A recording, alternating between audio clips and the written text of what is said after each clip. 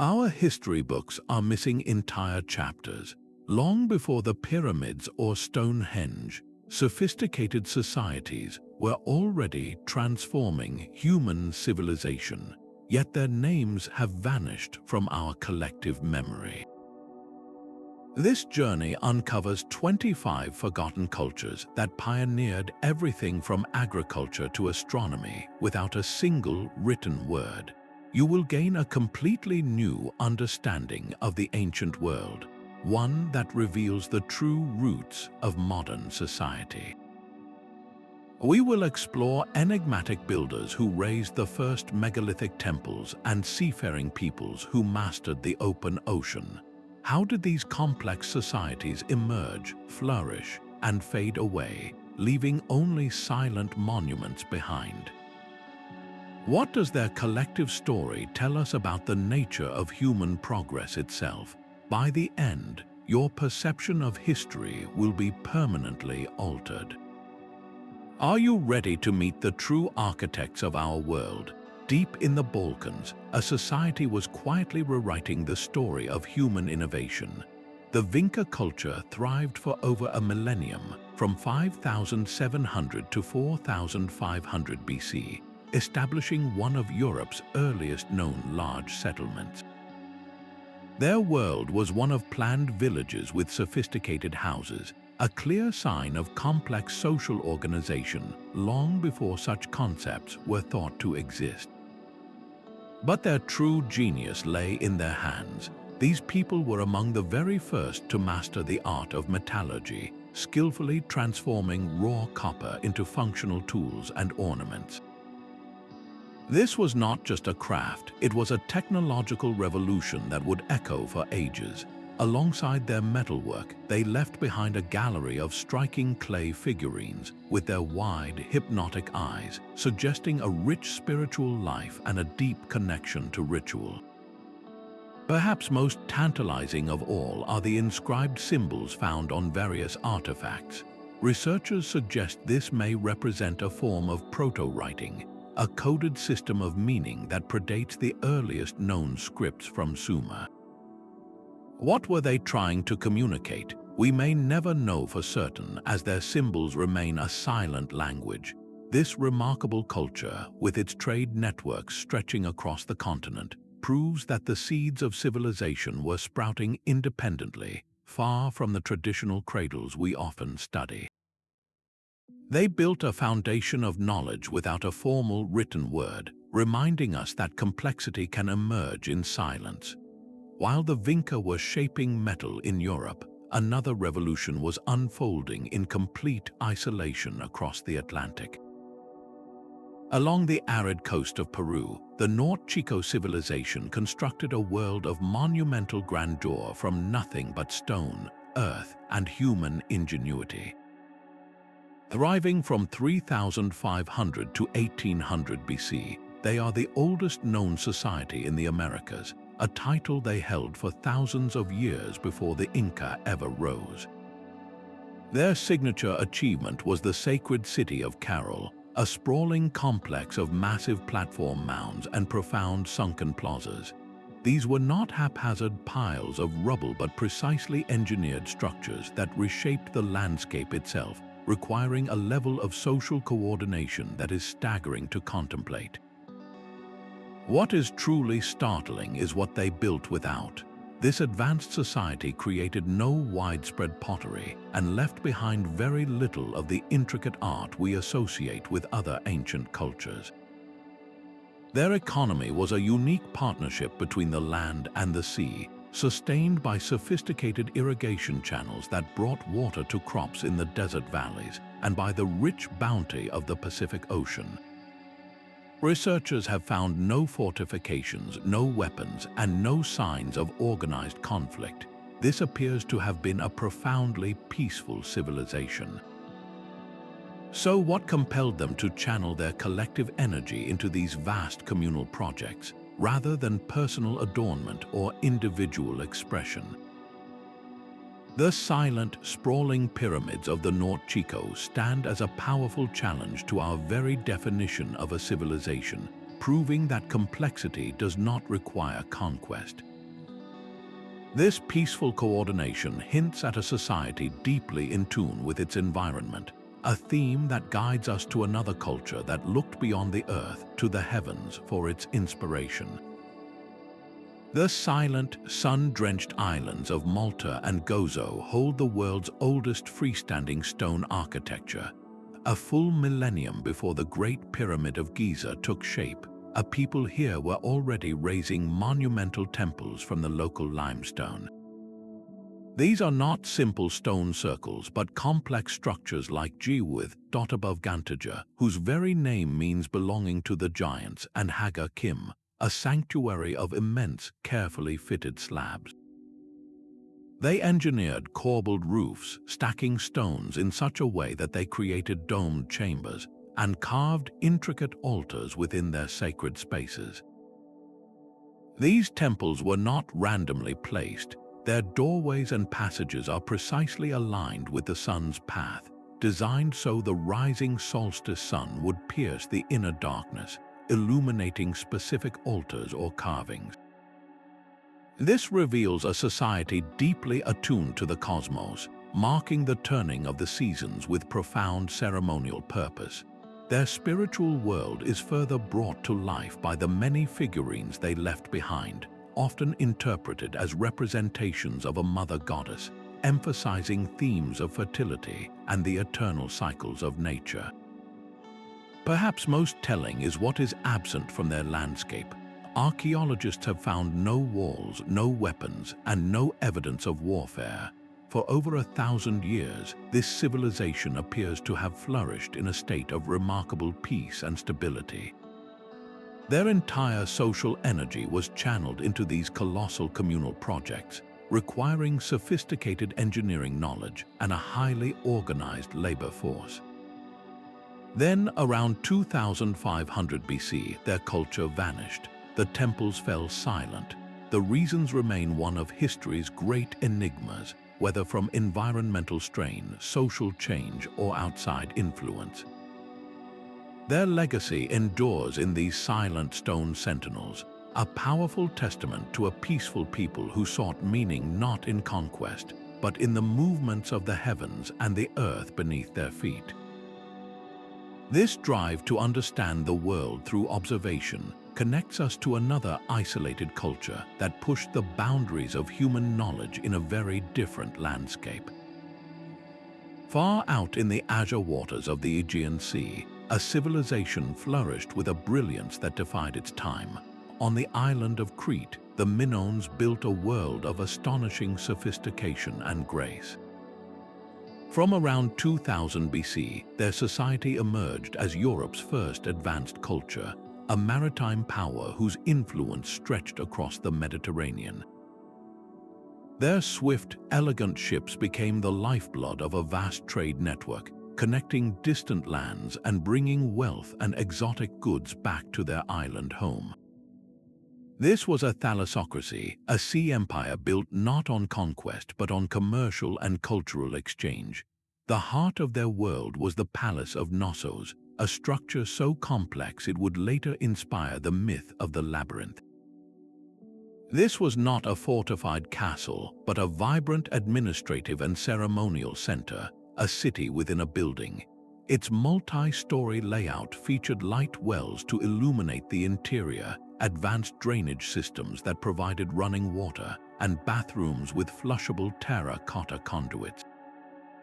Vast storerooms held enormous pithoi jars, some taller than a person, filled with olive oil, wine, and grain, the economic foundation of their wealth. Within these walls, life was captured in vibrant frescoes, art that feels remarkably alive even today. Leaping dolphins, elegant octopuses, and graceful figures engaged in athletic games and ceremonial processions adorn the walls. This art reveals a society that celebrated beauty, movement, and the natural world.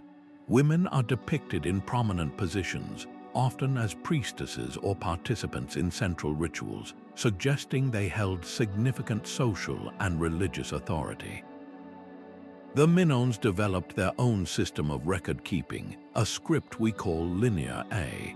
Etched onto clay tablets, these symbols managed the complex logistics of their palace economy. Yet, despite our best efforts, Linear A remains a locked door. Its meaning is lost, holding silent the detailed accounts, names, and perhaps even the stories and prayers of this vibrant people. Then, around 1450 BC, this dazzling civilization met a sudden and dramatic end. The cause remains one of history's great puzzles. Was it the colossal volcanic eruption on the island of Thera, which would have triggered tsunamis and blanketed Crete in ash? Or was it the arrival of outside groups, perhaps the Mycenaeans from mainland Greece, who saw a wealthy and undefended prize? The absence of defensive walls around their magnificent palaces suggests they felt secure in their island realm, a confidence that may have ultimately contributed to their downfall. The Minoan legacy is a powerful reminder that cultural peak and permanence are not the same. Their spirit of innovation and their love for art and commerce, however, did not vanish entirely. It flowed outward, influencing the next great powers of the Bronze Age and guiding our gaze to another seafaring culture that mastered a very different ocean. While the Minoans were navigating the Mediterranean, another civilization was achieving something unparalleled on the Indian subcontinent. Picture a city built with the precision of a modern blueprint, its streets laid out in a perfect grid. This was the reality for the people of the Indus Valley, a civilization that flourished for 2,000 years along the Great River. Their cities, like the great metropolises of Mohenjo-Daro and Harappa, were marvels of foresight and equality. Every brick was a standard size, every weight and measure was uniform across a vast region, creating an economic zone of incredible efficiency. But their true genius was invisible, flowing beneath their feet. They engineered the world's first sophisticated urban sanitation systems, with covered drains running alongside streets and even indoor bathrooms in some homes, channeling waste away from living spaces. This was a society that placed a profound value on public health and civic order. What makes them truly mysterious is what they did not build. Archaeologists have uncovered no grand pyramids dedicated to a king, no colossal statues celebrating a pharaoh, no fortified palaces for a ruling class. The largest structures are not temples or tombs, but enormous public granaries and a great bath for communal use. This suggests a form of social organization that was remarkably collective, perhaps governed by merchants and elders rather than a single all-powerful ruler. Their sophisticated trade networks stretched all the way to Mesopotamia, where their distinct seals, inscribed with an elegant but undeciphered script, have been found. These seals, often depicting animals like the powerful unicorn-like creature, were likely used to mark goods and manage a complex economy. We can see the symbols, but we cannot hear the words. What were their laws, their stories, their names for themselves? This silence is one of history's most profound. Their decline, too, is wrapped in mystery. Was it a shift in the river's course that disrupted their agricultural heartland, or a change in climate patterns that slowly unraveled their prosperity? The Indus Valley Civilization challenges our deepest assumptions. It presents a vision of ancient complexity built not on the power of kings, but on the principles of shared infrastructure, hygiene, and social cooperation. Their legacy is a powerful question for our own time. What does it mean for a society to be truly advanced? 1,000 years before the pyramids, the Supe Valley was already a cradle of civilization. Here, the Caral-Supe people constructed a city that would stand as a testament to their genius for over a millennium. This was not a haphazard collection of buildings, but a meticulously planned urban center, one of the earliest and most extensive in the Americas. Its heart was a complex of 6 massive pyramidal structures, dominating the skyline alongside profound sunken circular plazas. These were not just monuments, they were the epicenters of a complex society where residential areas clearly reflected different social standings. The scale of their construction reveals a deep understanding of mathematics and engineering, a knowledge applied without the wheel or any metal tools. Their architectural prowess extended to the heavens, with structures precisely aligned to celestial events, proving their lives were guided by a sophisticated awareness of the cosmos. Remarkably, this entire civilization thrived without creating ceramics. They relied on intricate woven textiles and a resilient economy built on the ocean's bounty and the valleys produce like squash and beans. But to think of them as merely practical builders is to miss the soul of their culture. Within the quiet ruins, archaeologists have uncovered flutes crafted from the bones of condors and pelicans. Imagine the sound of these instruments echoing through the plazas during ceremonies, a clear sign of a rich cultural and spiritual life.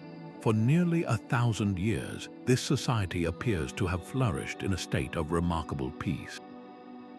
Researchers have found no weapons, no fortifications, and no evidence of organized conflict. This enduring stability is their greatest mystery. How did the Caral-Supe maintain such a harmonious and prosperous society for so long?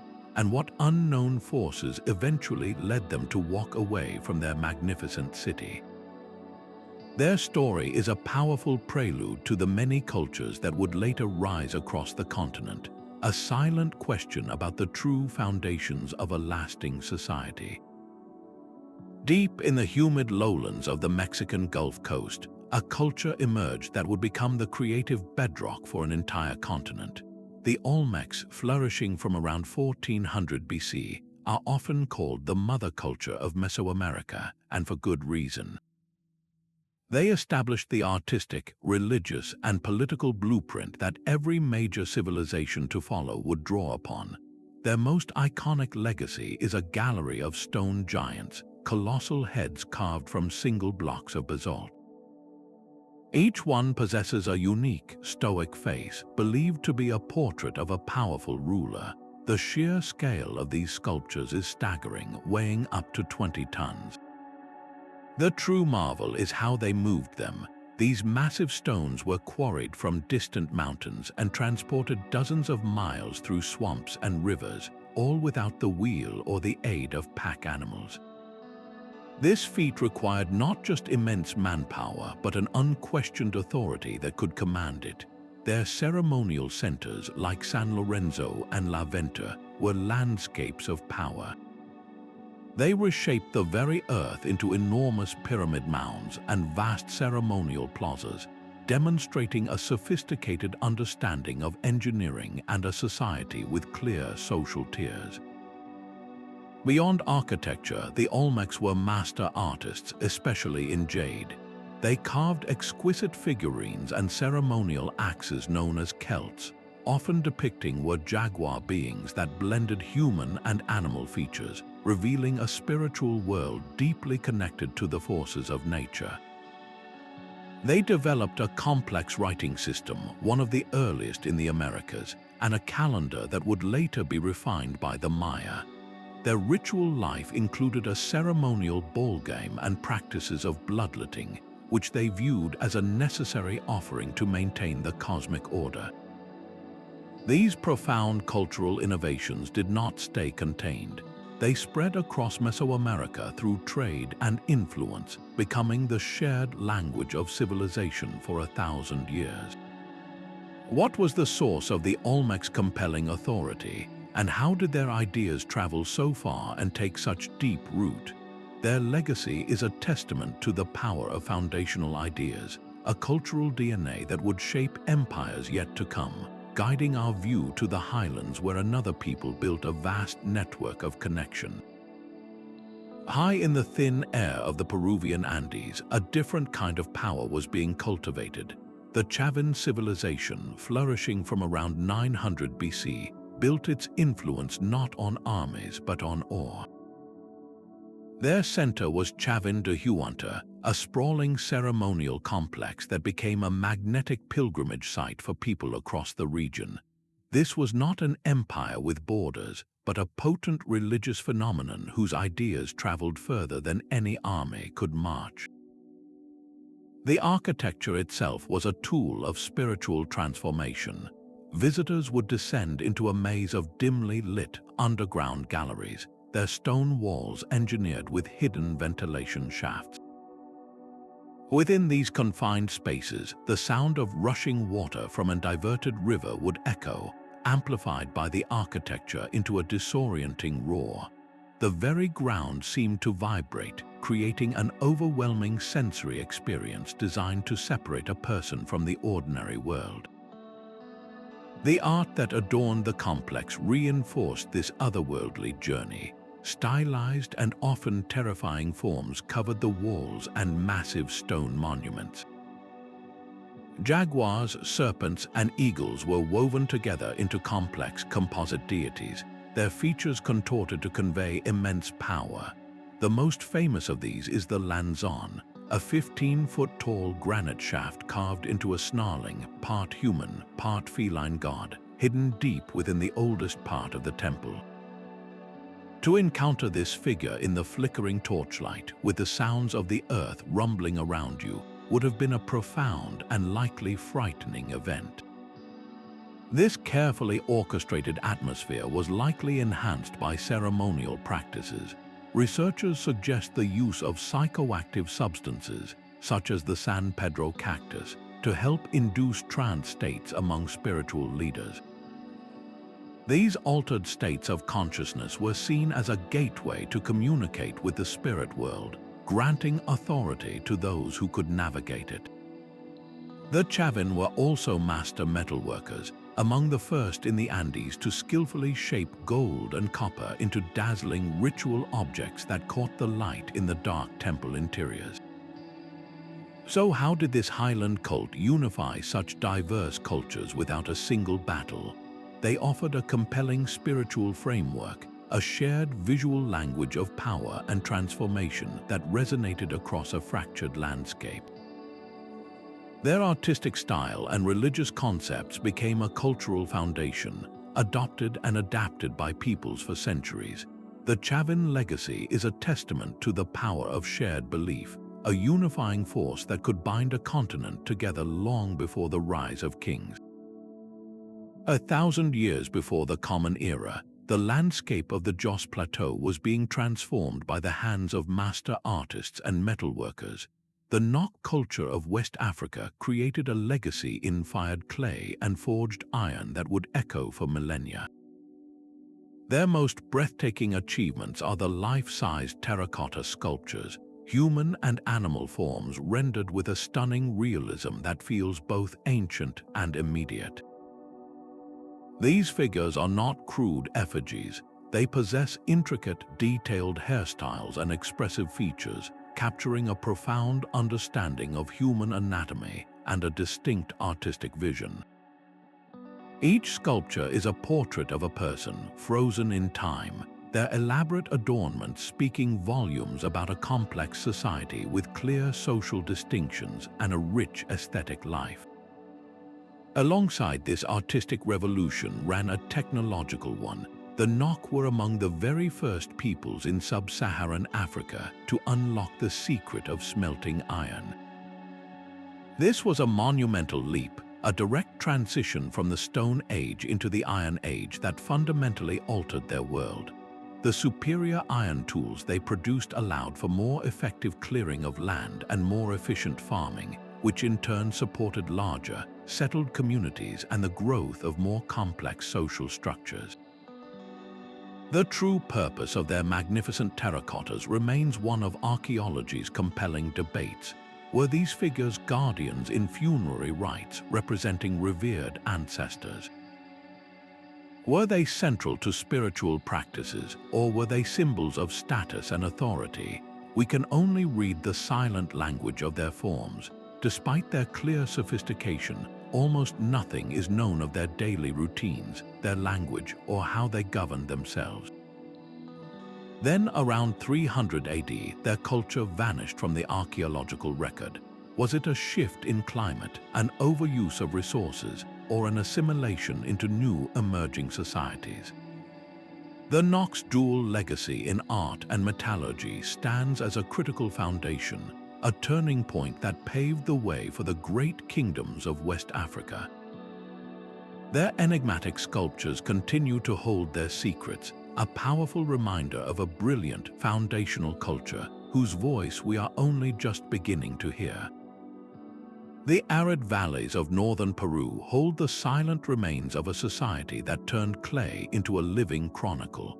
Between 100 and 700 AD, the Moche Civilization transformed this harsh landscape into a center of artistic and engineering brilliance. Their world was ruled by powerful priest kings, figures who commanded the labor to build staggering monuments like the Huaca del Sol, a pyramid of sun-dried brick that was once the largest structure in the ancient Americas. Facing it stood its twin, the Huaca de la Luna, a temple adorned with vibrant, multicolored friezes depicting their formidable deities. These rulers were the intermediaries between the people and the gods, a connection that defined every aspect of Moche life.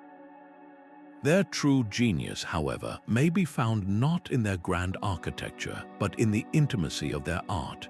Moche pottery is a gallery of their entire world, crafted with a realism that is almost photographic. They produced vessels that were precise portraits of distinct individuals, each with unique facial features, scars, and expressions, offering us a face-to-face encounter with people who lived nearly 2,000 years ago. Other pots depict elaborate scenes of fishing, weaving, and even medical procedures, creating an unparalleled visual archive of daily existence. Their metalworking was equally sophisticated, shaping gold, silver, and copper into magnificent ceremonial items using advanced techniques like soldering and gilding.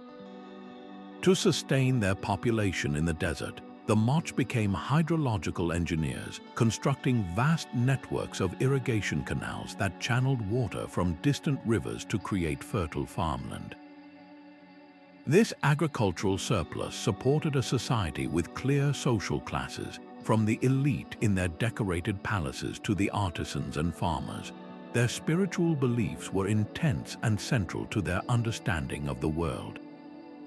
Archaeological research suggests that their rituals included ceremonial practices, likely intended to maintain balance with the forces of nature and ensure the continuation of their fragile agricultural system. This profound connection between their faith, their leadership, and their environment raises a compelling question. How did such a deeply organized and resilient society eventually fragment? Shifts in climate, including devastating periods of drought and flooding, may have challenged the authority of the priest kings and the power of their rituals.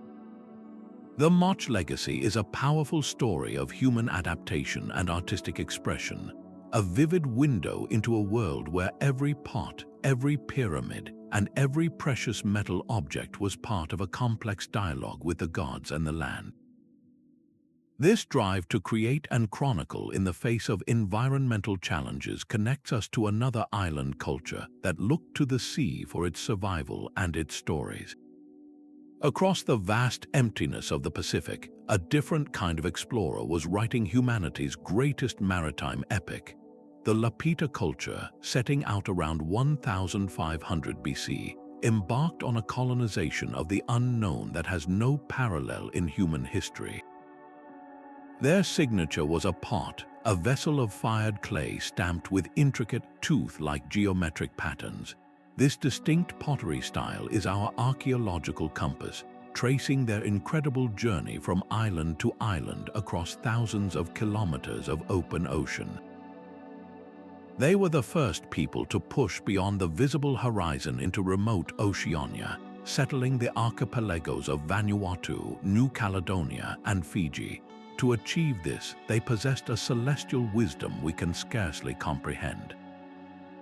They read the subtle patterns of swells, followed the flight paths of seabirds, and navigated by a map of stars, all without a compass or any written charts.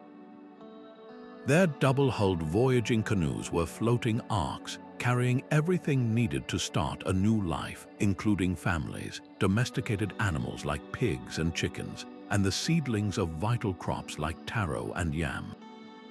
They established coastal villages, living in a delicate balance with their new island homes, relying on a mixed economy of sophisticated fishing and horticulture.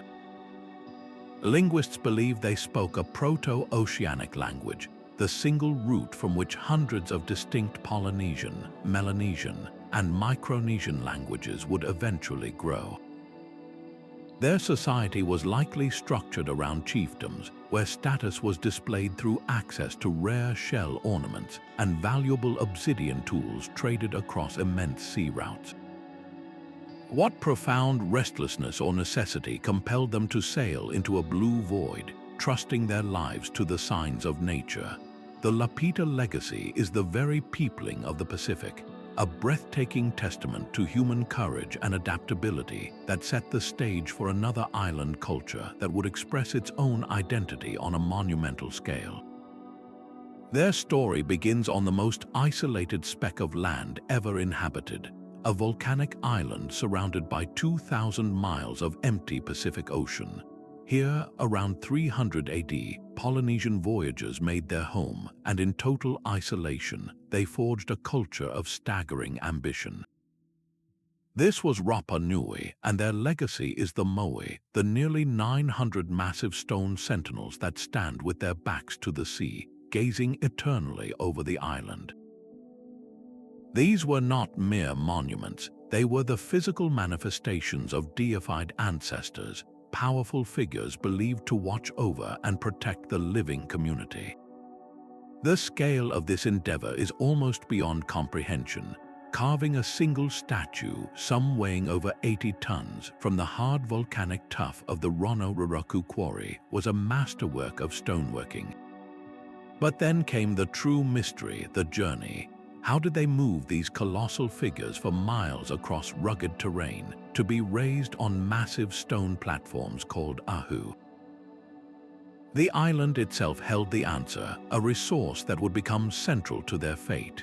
A lush forest of giant palm trees once blanketed the land. The Rapa Nui ingeniously used this timber, likely as rollers and levers, in a coordinated, communal effort that must have been a spectacle of human will.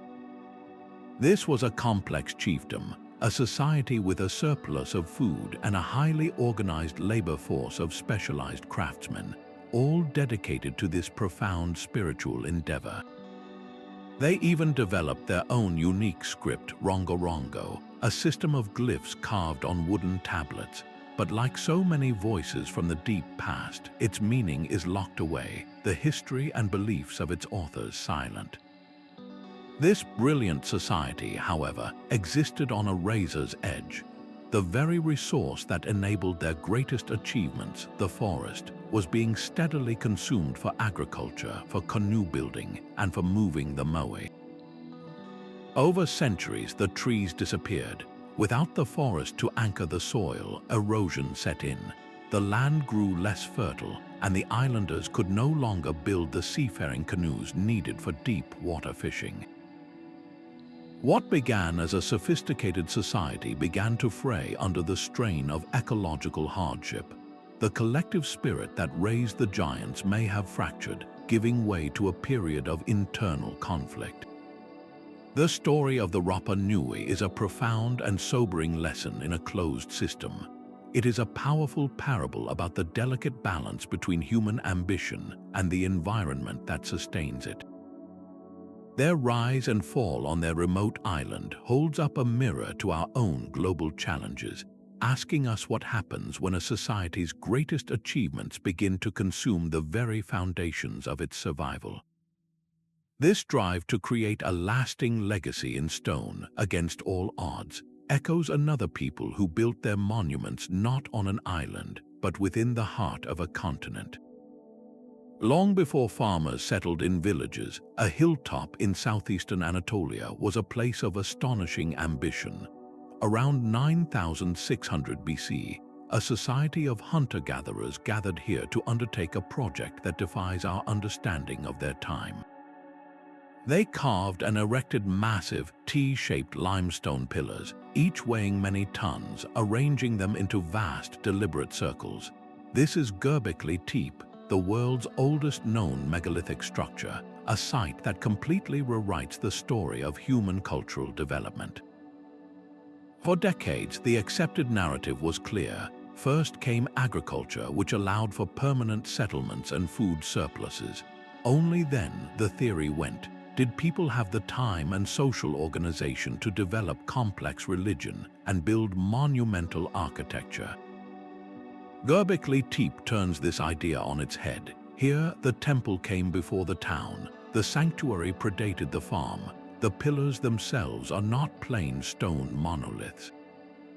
They are a gallery of ancient artistry covered in intricate reliefs of powerful animals. Foxes, snakes, scorpions, and birds are rendered with stunning skill, a clear sign of a rich symbolic and ritual life. This was not a place to live, but a place to worship, a ceremonial center that may have served as a pilgrimage site for nomadic groups scattered across the region. The very act of building it would have required a social revolution.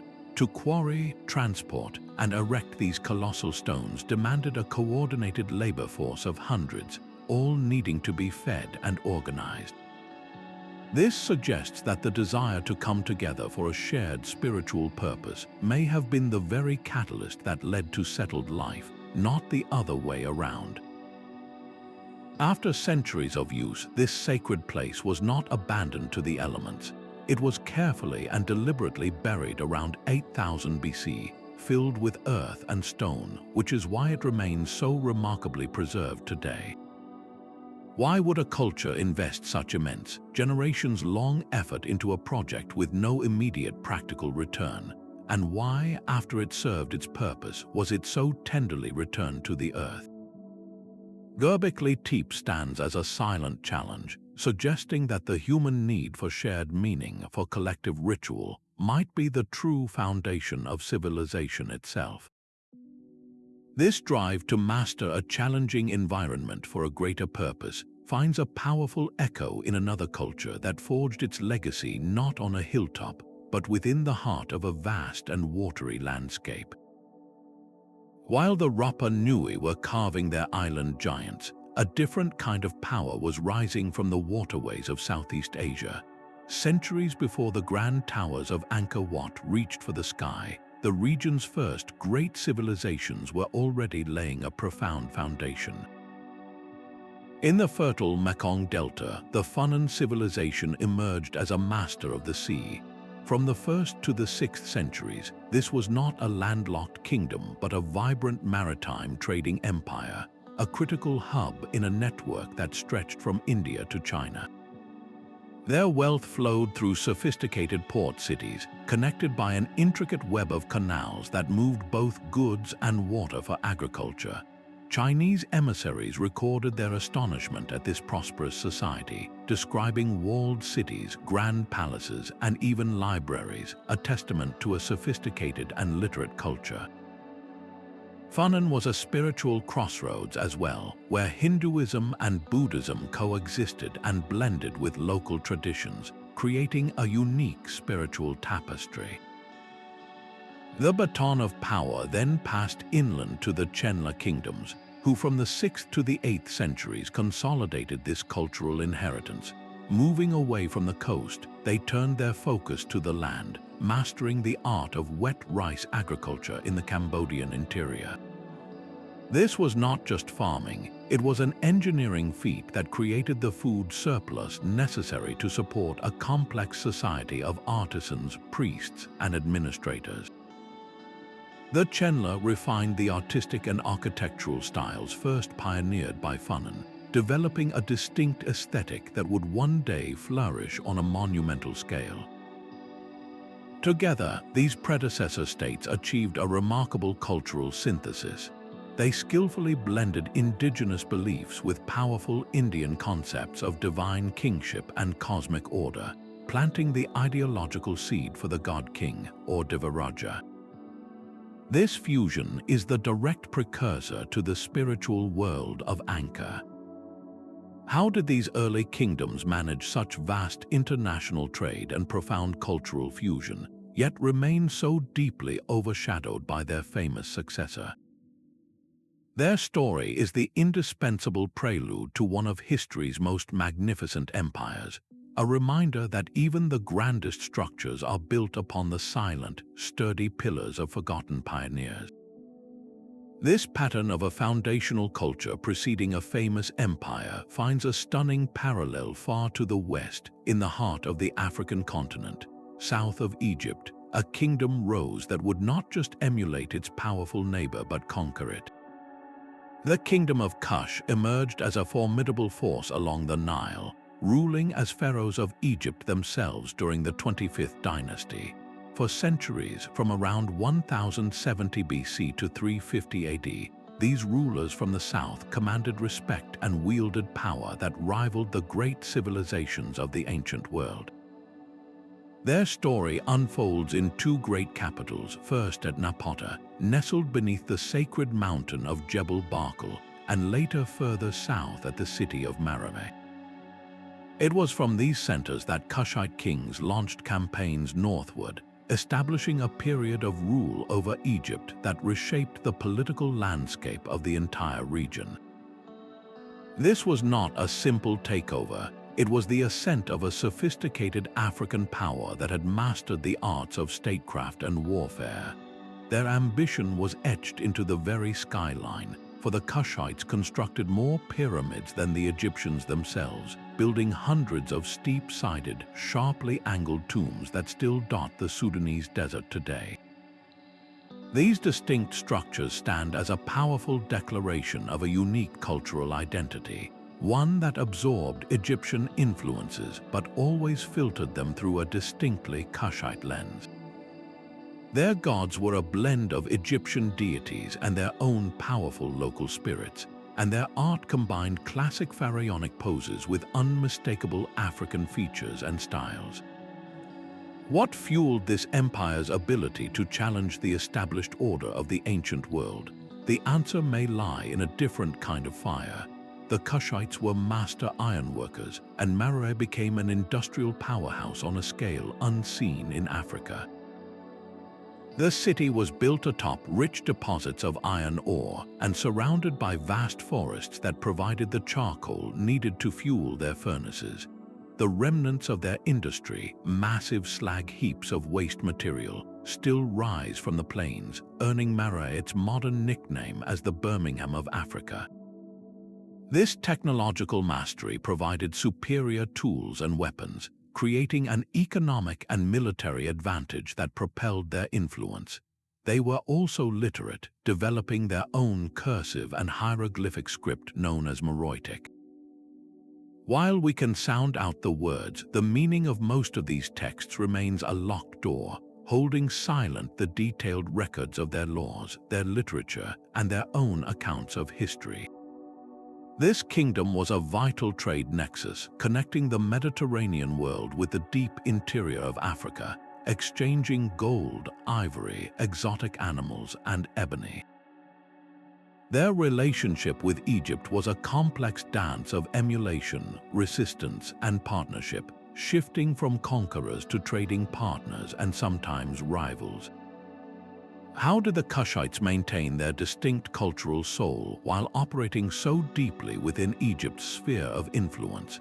Their enduring legacy challenges the old idea of Egypt as the solitary beacon of the Nile, revealing a dynamic interplay of powerful African civilizations. This story of a desert kingdom built on industry and trade guides our attention to another culture that mastered the art of commerce in the harsh beauty of the Arabian Peninsula. Far out in the Persian Gulf, a land of myth and commerce emerged from the sea. The Dilmun Civilization transformed the islands of Bahrain into a legendary crossroads, a place so vital that it was woven into the very fabric of Sumerian belief. In their epic poems, the Sumerians described Dilmun as a pure and holy land, a paradise where the sun rose and where their gods granted immortality. This was not just a story, it was a reflection of a real, thriving society that served as the indispensable middleman in the ancient world's most lucrative trade routes. From around 3000 BC, Dilmun's merchants grew wealthy by connecting the mighty civilizations of Mesopotamia with the enigmatic Indus Valley. Their ships carried precious copper from Oman, lustrous pearls from their own waters, and the sweet, preserving fruit of the date palm, creating an economic network that spanned thousands of kilometers.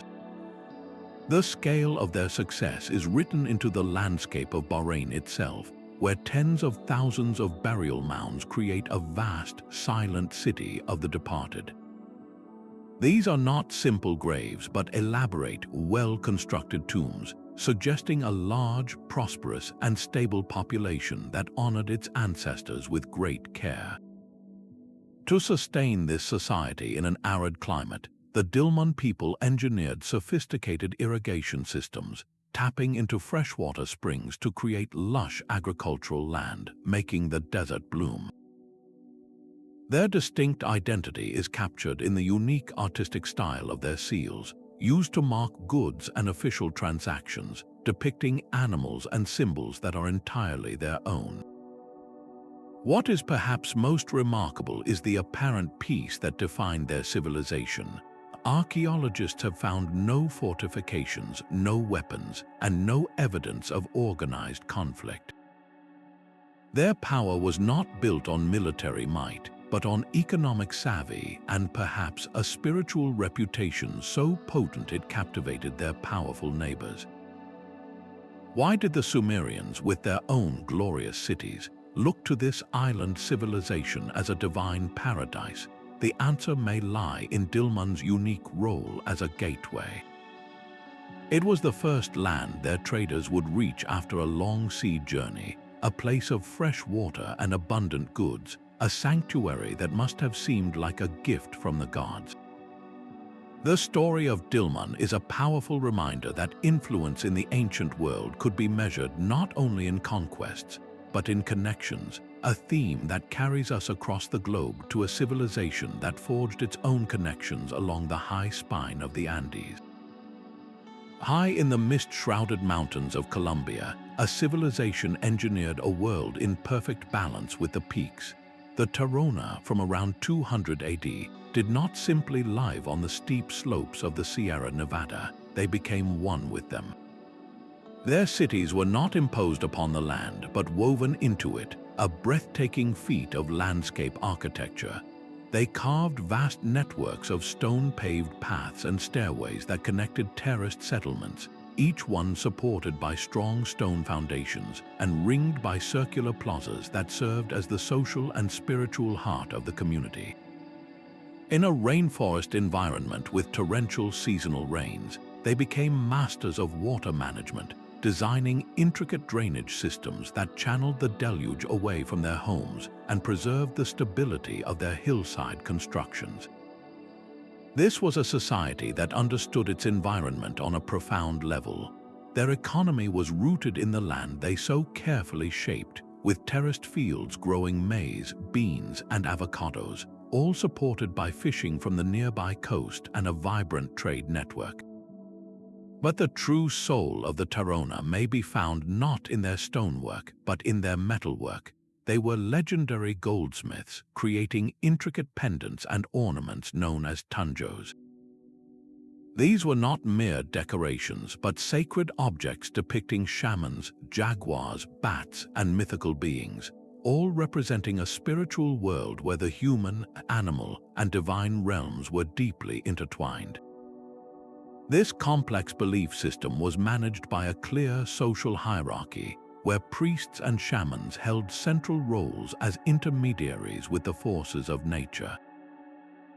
The most stunning testament to their vision is Ciudad Perdida, the Lost City, a sprawling complex of terraces and plazas rediscovered in the 1970s.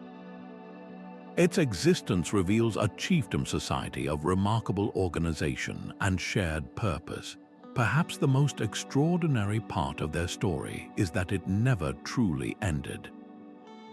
The modern Kogi people are considered the direct descendants of the Tairona, and they see themselves as the guardians of this ancient legacy. From their secluded villages in the same mountains, the Kogi offer a poignant warning to the modern world, speaking of the environmental damage and spiritual imbalance caused by what they call the younger brother. How did the Tairona achieve such architectural and social harmony in such a challenging environment? And what essential wisdom have their descendants preserved that we have forgotten? Their story is a rare and powerful bridge, a living thread connecting the deep past to the urgent present. A desert kingdom carved from living rock reveals the power of water. In the arid canyons of southern Jordan, the Nabateans transformed from nomadic traders into architects of a miracle. Their capital, Petra, was not built but sculpted. From around 400 BC, they began carving magnificent temples and tombs directly into the rose-red sandstone cliffs, creating a city that seemed to grow from the earth itself. Their most iconic structure, the treasury, appears like a mirage at the end of a narrow, winding gorge, its elaborate facade blending Greek columns with Egyptian and Mesopotamian motifs, a testament to their cosmopolitan connections. But the true wonder of Petra is not what you see, but what you cannot. This city in the desert thrived because of a hidden network of human ingenuity. The Nabateans were master hydraulic engineers. They constructed an intricate system of dams to divert flash floods, carved channels along canyon walls to guide the water, and built vast underground cisterns to store it. In a landscape that received mere inches of rain each year, they created a reliable water supply that could support a population of thousands and even feed lush gardens. This control over water was the source of their wealth and power, for it enabled them to dominate the lucrative incense trade. Their caravans, sometimes thousands of camels long, transported priceless frankincense and myrrh from southern Arabia to the eager markets of the Mediterranean. Petra became the ultimate oasis and the indispensable crossroads, where goods and ideas from across the ancient world converged. The Nabateans developed their own distinctive script, which would later influence the evolution of the Arabic alphabet, and for centuries they skillfully navigated the politics of powerful neighbors, even becoming a client kingdom of Rome. So how did a nomadic people develop such sophisticated engineering and architectural skills almost overnight? Their genius lay in adaptation, in observing the desert's rhythms and learning to harness its rare but powerful resources. The eventual decline of Petra is a story of changing trade routes. As Roman ships began to carry goods directly by sea, the overland caravan routes that were the city's lifeblood slowly dwindled in importance. A series of earthquakes further damaged the intricate water systems, and over time, the brilliant desert capital was gradually abandoned, its secrets kept by the local Bedouin for centuries. The story of the Nabateans is a powerful lesson in turning scarcity into strength, a theme of maritime mastery that finds its echo far to the north, where another people learned to thrive in a world of ice and sea. While the Minoans were building their labyrinthine palaces, another Aegean culture was carving a different kind of legacy from pure white marble. The Cycladic Civilization flourished across a scattering of islands, their world defined by the sea. From as early as 3200 BC, these islanders were master mariners, using their central position to become vital links in a web of trade that connected mainland Greece, Anatolia, and the rising power of Crete. Their wealth was forged from the land itself, in the form of sharp volcanic obsidian for blades and the brilliant marble from their quarries, but it is their art that has echoed through millennia. They sculpted figurines of breathtaking simplicity, smooth, abstract forms with folded arms and elegantly elongated features. Most of these figures are female, and they were often placed in graves, suggesting a deep spiritual connection to ancestors or perhaps a mother goddess who watched over the cycles of life and death. Their modern, minimalist beauty feels strangely contemporary, yet their true meaning is locked away in time. These seafarers lived in small, unfortified villages, without the sprawling palaces or clear social hierarchies that would define later cultures. This points to a remarkably egalitarian society, where community and shared ritual may have been more valued than individual power. So why did this distinct and widespread culture gradually fade? As Minoan naval and economic influence expanded, the Cycladic islands were slowly drawn into a wider cultural orbit. Their unique identity was absorbed, their artistic traditions evolving into new forms. The silent, serene figures they left behind pose a haunting question. What profound beliefs about the human form and the spirit world inspired such pure and powerful art? Their legacy is a quiet prelude to the age of warriors and merchants that would soon dominate the ancient world. Their citadels rose from the hills of mainland Greece, not as open palaces, but as fortresses of stone. The Mycenaeans were a society forged for war and organized for power. From around 1600 BC, their warrior kings ruled from strongholds like Mycenae and Tiryns, protected by walls so colossal that later generations believed only the mythical Cyclopes could have lifted the stones. This was the first Greek-speaking civilization, and their world was one of stark hierarchy and military might. At the very top stood the Wanax, the paramount king, whose authority was absolute. He commanded a class of elite warriors who lived for battle and the hunt, their status celebrated in art and reinforced by the treasures buried with them. The most famous of these is the so-called Mask of Agamemnon, a haunting gold death mask that preserves the stern features of a ruler, a face from a time of heroes. Their society ran on the meticulous records of a palatial bureaucracy. They adopted the Minoan writing system, but transformed it to record their own language, creating Linear B. These clay tablets were not epic poetry, but inventories detailing vast stores of olive oil, wool, and grain, the economic pillars of their centralized power. This was not a culture of leaping dolphins, but of chariots, spears, and fortified gates. They were deeply enmeshed in the trade networks of the Bronze Age, exchanging goods and ideas across the eastern Mediterranean. It is from this world of armed citadels and seafaring raids that the legends of Homer's Iliad would eventually spring. The story of the Trojan War, whether myth or memory, is rooted in the Mycenaean appetite for glory and conquest. Yet for all their strength, their world came to a sudden and violent end. Around 1200 BC, their great palaces were burned and abandoned, part of the wider Late Bronze Age collapse that shattered civilizations across the region. What could have toppled such a powerful and organized society? Was it internal rebellion, foreign invasion, or a perfect storm of environmental and economic crises that severed their trade routes and strained their resources? The fall of the Mycenaeans plunged Greece into a dark age, a period of fragmentation and silence, but their legacy was never fully extinguished. Their language endured, and their heroic tales were passed down through generations of bards, waiting to inspire the poets and philosophers of a new Greece centuries later. This story of a warrior culture rising and falling guides us north to the heart of Europe, where another society forged its identity in bronze and earth.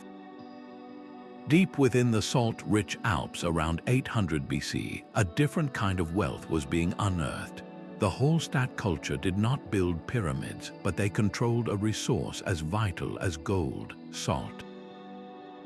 Their prosperity flowed from deep, dark mines where they extracted the white mineral that could preserve food through long winters, a necessity that gave them immense economic power. This control over salt allowed them to dominate trade routes stretching from the Baltic Sea to the Adriatic, creating a network that brought the luxuries of the Mediterranean north into the heart of Europe. Their society was organized into powerful chiefdoms, and the status of these elites is preserved in their breathtakingly rich burials. In these final resting places, chieftains were laid to rest with four-wheeled ceremonial wagons, fine pottery, and an array of imported goods, from ornate Greek vessels to intricate jewelry. They were not just traders but master metalworkers, forging both the practical tools of life and the art of war, including long iron swords and beautifully decorated bronze ornaments for personal adornment. This culture represents the dawn of the Iron Age in temperate Europe and is widely considered the Proto-Celtic root from which the famous Lapita culture and the historic Celtic tribes would later flourish. How did a simple mineral fuel such far-reaching cultural complexity? The story of Hallstatt reveals that the foundations of great historical movements are often built not on conquest, but on commerce and control of the Earth's essential gifts. This mastery of resources in a river valley finds a powerful parallel in another civilization that harnessed the power of water to build a lasting legacy. While warriors fortified the hills of Greece, a different kind of power was coalescing along the Yellow River. Around 1900 BC, the Erlitou culture began forging a new social order from bronze and earth. Their urban center was a marvel of early planning, dominated by a vast palatial complex raised upon a stamped earth platform. This was not a simple village, but a carefully organized capital, with distinct areas for elite residences, specialized workshops, and ritual spaces, all enclosed within strong rammed earth walls. The layout speaks of a society with clear social tiers and a powerful, centralized authority capable of commanding immense labor. Their true genius, however, was fired in the crucible. The Erlitou were pioneers of bronze casting, mastering a sophisticated piece mold technique that allowed them to create intricate ritual vessels, powerful weapons, and resonant bells. This was not merely a craft, it was a technological leap that would define Chinese metallurgy for 1,000 years. The objects they produced were symbols of authority and spiritual connection. From their workshops emerged stunning artifacts, including bronze plaques and dazzling objects inlaid with turquoise, one forming the shape of a dragon. This powerful serpentine motif suggests the early development of a symbolic language for the elite, perhaps even the first stirrings of the concept of kingship that would become central to Chinese civilization. The sheer sophistication of their material culture represents a dramatic leap in social complexity. For these reasons, many researchers see Erlitou as the most compelling archaeological candidate for the Xia dynasty, the semi-legendary first dynasty recorded in ancient Chinese histories. This creates a fascinating bridge where the tangible remains of archaeology begin to illuminate the shadowy figures of legend. How did this culture, without a deciphered writing system of its own, manage to lay such a durable foundation for all that followed? The Erlitou legacy is a critical, often overlooked chapter that set the stage for the magnificent Shang dynasty and the unbroken thread of Chinese statecraft. This story of a foundational culture emerging from a river valley finds a surprising echo in a very different landscape, where another society learned to thrive not with bronze, but with community and ingenuity in the high desert. High on the sun-baked cliffs of the American Southwest, an entire society turned rock faces into home. The ancestral Puebloans did not just inhabit their harsh environment, they mastered it, engineering entire cities within the sheltered alcoves of canyon walls. From around 1200 BC, these communities demonstrated a profound understanding of their world, building multi-story stone pueblos that clung to sheer cliffs at places like Mesa Verde. These were not just dwellings, they were architectural marvels designed for defense against the elements and potential conflict, offering natural insulation from the desert's scorching days and freezing nights. Their society was far from isolated. A vast trade network connected their high desert homes to distant coasts, bringing macaw feathers from Mexico and shells from the Pacific, items that held deep cultural and ceremonial significance. This exchange of goods was a testament to their sophisticated social organization and their place in a wider world. Their connection to the cosmos was etched in stone. At Choco Canyon, great houses were precisely aligned with the solar and lunar cycles, and the famous sun dagger petroglyph on Fajoda but functioned as a celestial calendar, a sliver of light that would dagger a spiral carving only on the solstices.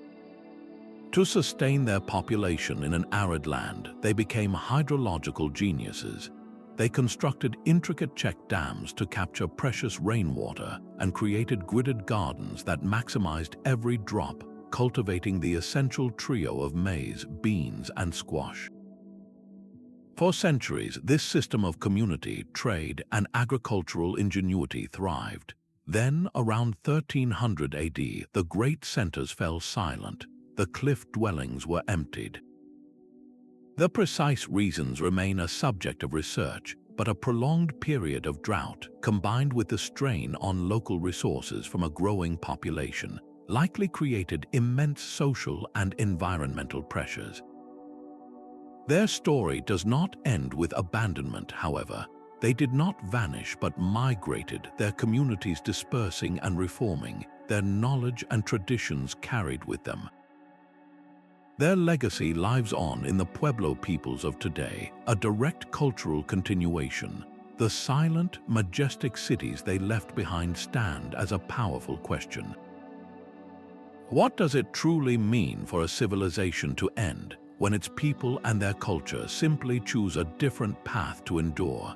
This profound adaptation to a challenging ecosystem finds a stunning parallel in a place we once believed was untouched by ancient complexity, deep within the Amazon rainforest. The Amazon rainforest holds a secret history beneath its dense canopy. For centuries, this vast expanse was viewed as a pristine wilderness, a place where only small, nomadic tribes could survive. But the ground tells a different story. Around 1000 AD, this environment supported large, settled populations living in complex societies that fundamentally reshaped their world. These were not passive inhabitants of the jungle, but active managers who engineered the very soil beneath their feet. They created terra preta, or dark earth, a remarkably fertile soil intentionally enriched with charcoal, pottery shards, and organic waste. This was not a lucky accident, but a sustained, generations-long practice of soil stewardship that transformed nutrient-poor rainforest land into productive farmland capable of supporting substantial communities. The evidence of their sophistication is etched into the landscape itself. From above, geometric earthworks emerge from the cleared forest, revealing precise circles, squares, and lines. These are not random clearings, but carefully planned ditches, embankments, and raised causeways that connected a network of settlements across a vast region. This indicates a level of social coordination and engineering skill that researchers once thought impossible for the Amazon. Their form of urbanism was uniquely adapted to the tropics. Instead of building a single, dense metropolis, they created a sprawling network of interconnected garden cities and villages, a low-density urban system woven seamlessly into the fabric of the forest. Roads and pathways linked these communities, which were surrounded by managed orchards and fields. They practiced sophisticated agroforestry, cultivating and favoring useful trees like the Brazil nut and palm, effectively creating vast, productive food forests that sustained them for centuries. This profound relationship with their environment challenges everything we thought we knew. The Amazon is not a virgin wilderness, but a landscape with a deep history of human cultivation and management. The scale of their impact is immense, suggesting populations that numbered in the millions before European contact. The arrival of explorers from across the ocean brought unseen illnesses against which these communities had no defense. The result was a catastrophic population collapse, a loss so profound that the forest gradually reclaimed their gardens, plazas, and roads, leaving their civilization hidden for centuries. How did they achieve such a sustainable balance with a challenging ecosystem? And what wisdom about managing tropical forests have we lost with their passing? The lost civilizations of the Amazon force us to rewrite the history of the Americas, revealing a legacy of human ingenuity that brings us to our final society, a culture of profound mystery from the rugged Caucasus Mountains. In the shadow of the Caucasus Mountains, a society of master metalworkers forged a legacy that would ripple across continents. The Maykop culture, thriving from around 3700 BC, left behind a spectacular signature in gold and silver. Their name comes from a single, breathtaking discovery, the burial mound of a powerful chieftain unearthed in Russia. Within this resting place, archaeologists found a treasure that defied expectation, an abundance of exquisitely crafted vessels, intricate beads, and stylized animal figurines, all speaking of a society with immense wealth and artistic vision. But their true genius was not merely in possessing precious metals, it was in their power to transform them. These artisans were among the very first to perfect the lost wax casting technique for bronze. This revolutionary process allowed them to create objects of stunning complexity, with fine details and hollow forms that were previously impossible. Imagine a sculptor first crafting their design in wax, then encasing it in clay. When molten metal is poured in, the wax melts away, leaving a perfect, detailed metal copy in its place. This was a leap in technological imagination that changed what was possible. Their influence did not stop at the workshop. The Maykop people constructed large, imposing burial mounds known as kurgans, earth and stone monuments that rose from the landscape to honor their elite. This tradition of mound building became a cultural hallmark, a powerful idea that was adopted and carried for thousands of years by the nomadic cultures of the steppe, from the later Scythians to many other groups. These kurgans became the enduring monuments of the Eurasian plains. The source of their prosperity lay in connection. Artifacts found in their lands tell a story of far-reaching trade networks, with goods and ideas flowing from the advanced cities of Mesopotamia all the way to the distant Balkans. They were a crucial bridge, facilitating the exchange of not only goods but also revolutionary technologies across the ancient world. This very connectedness lies at the heart of a great historical debate. Were the Maykop people migrants from the south, bringing their advanced skills with them, or was this a brilliant local development that rose independently in the mountain foothills? The question of their origins remains open. What is undeniable is the scale of their impact. How did the cultural innovations of this single mountain society spread so widely, shaping the customs of countless steppe peoples for millennia? Their legacy in metallurgy and monumental burial marks the Maykop as a silent, pivotal catalyst, a forgotten forge where the tools of Eurasian prehistory were first refined. These 25 forgotten worlds, scattered across time and space, share a profound human story. A universal drive to innovate pulses through their histories, a restless ingenuity that led to the plow, the star chart, and the smelting furnace. Each culture, from the Minoans to the Moche, faced the fundamental challenge of their environment and responded with breathtaking creativity. The Indus Valley engineered urban sanitation for collective well-being, while the Nabateans carved a hydraulic miracle from desert rock. The Lapita read the language of the ocean to populate a continent of islands, and the builders of Göbekli Tepe raised a temple before they ever built a town. This was not a linear march of progress, but a brilliant mosaic of independent discovery. The same flame of invention was lit again and again, in complete isolation, proving that the potential for complex society is a deeply human trait. What does this tell us? Our history is not a single thread, but a tapestry woven from countless individual strands of genius. These cultures also reveal our deep-seated need for social cohesion. From the collective spirit of the Norte Chico to the organized labor of the Maya, they show that complex social structures are the bedrock of monumental achievement. They developed systems of trade, governance, and shared belief that allowed them to flourish for centuries, sometimes for millennia. Yet, woven into this story of ascent is the recurring theme of transformation and, in many cases, collapse. The silent cities of the Ancestral Puebloans, the abandoned temples of the Rapa Nui, and the burned palaces of the Mycenaeans all speak to a fragile balance between a society and its world. These endings were rarely simple. They were often the result of interconnected pressures, environmental shifts that strained food supplies, or social challenges that tested the resilience of their institutions. Their stories are not of failure, but of profound lessons in sustainability and adaptation. The legacy of these civilizations is not merely in their ruins, but in the invisible foundations of our modern world. Our languages carry echoes of their first words, our technologies are refinements of their primal discoveries, and our social struggles mirror their own. Reflecting on their shared journey offers more than just knowledge. It provides a deeper appreciation for the resilience and ingenuity that define our species, and a humbling perspective on the enduring challenges we all must face.